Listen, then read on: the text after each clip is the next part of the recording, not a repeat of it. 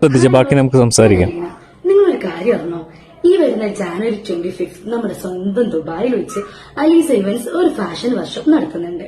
ഈ വർക്ക്ഷോപ്പിൽ നിന്ന് സെലക്ട് ചെയ്യുന്ന കുറച്ച് അടിപൊളി മോഡൽസിന് ദുബായിൽ തന്നെ ഫെബ്രുവരി 1 നടക്കുന്ന അവാർഡ് ചെയ്യാനുള്ള ഒരു സുവർണാവസരം.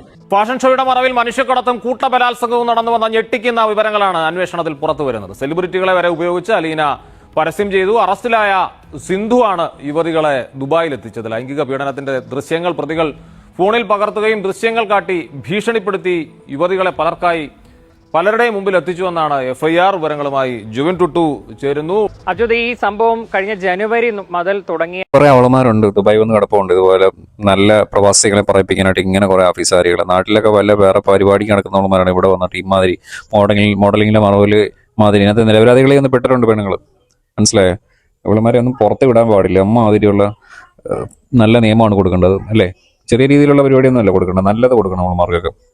നല്ല മലയാളി ഒരുപാട് നല്ല പ്രവാസികൾ വന്ന് കിടപ്പുണ്ട് ദുബായിലായാലും അബുദാബിയിലായാലും ഗൾഫ് കൺട്രി. അവരെ കൂടെ പറയിപ്പിക്കാൻ ബാക്കി കൊണ്ട് പേര് അവർക്കല്ലേ വരുന്നത്.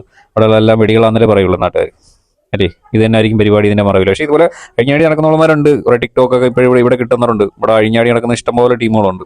എല്ലാവരും പറയാനില്ല, കുറച്ച് പേര് മാത്രം. ഇപ്പം ആർക്കൊന്നും അറിയത്തില്ല. എന്നാ പണി വേറെ പണി, മറ്റേ പണി തന്നെ. മനസ്സിലായില്ലേ?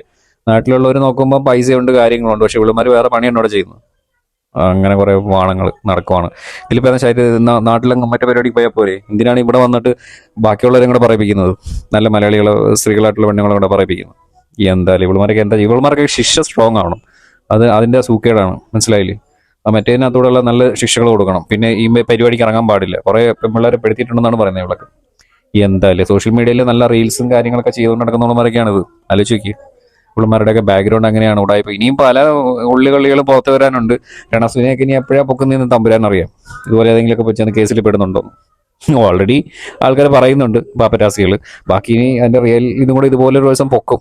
ഇതുപോലെ തക്കട തിരയിടയ്ക്ക് കാണാൻ പോയിട്ടുണ്ടെങ്കിൽ ഉറപ്പാണ് ഇന്നല്ലെങ്കിൽ നാളെ പിടിക്കപ്പെടും. അങ്ങനെ എന്തെങ്കിലും തിരയിടയ്ക്ക് പോയിട്ടുണ്ടെങ്കിൽ അപ്പം എനിക്ക് ഒന്നേ പറയാനുള്ളൂ, ഇതുപോലുള്ള ആൾമാർക്കൊക്കെ നല്ല കടുത്ത ശിക്ഷനെ കൊടുക്കണം. ഇമാതിരി തൊലിഞ്ഞ പരിപാടിക്ക് നടക്കാൻ പാടില്ല. ഒരുപാട് നല്ല ആൾക്കാരെ പറയിപ്പിക്കാനാണ് ഇവളുമാരോടുള്ള കുറച്ച് ചെറ്റകൾ. പിടിച്ചങ്ങ് അകത്തിടണം, ഇറക്കരുത്. ഒരു 19 കൊല്ലമെങ്കിലും അകത്തിടണം. സൂക്കേടങ്ങ് തീരത്തില്ലേ? എനിവേ ബാക്കി നിങ്ങൾ കുറച്ച് നല്ല മലയാളം ഷെയർ ദിസ് വീഡിയോ.